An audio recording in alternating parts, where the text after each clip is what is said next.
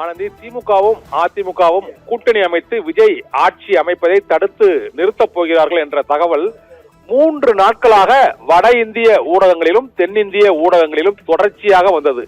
இதற்கு 3 நாட்களுக்கு பிறகு ஒரு திட்டவட்டமான மறுப்பை திமுகவின் 2 மூத்த தலைவர்கள் வைத்திருக்கிறார்கள். என்று முதலில் திமுகவின் துணை பொதுச் செயலாளர் இருக்கக்கூடிய கனிமொழி அந்த திட்டவட்டமான மறுப்பை அறிவித்திருக்கிறார். வதந்திகளுக்கும் யூகங்களுக்கும் நாங்கள் பதிலளிக்க முடியாது, மக்கள் தீர்ப்பை மதிக்க வேண்டும், தெளிவான தீர்ப்பை மக்கள் அளித்திருக்கிறார்கள் என்பதால் நாங்கள் வதந்திகளுக்கும் யூகங்களுக்கும் அதிமுகவுடன் கூட்டணி வைப்போம் என்ற வதந்தி செய்திக்கும் யூகங்களுக்கும் நான் பதிலளிக்க விரும்பவில்லை, அதற்கு வாய்ப்பும் இல்லை என்று கனிமொழி திட்டவட்டமாக மறுப்பு தெரிவித்திருக்கிறார்.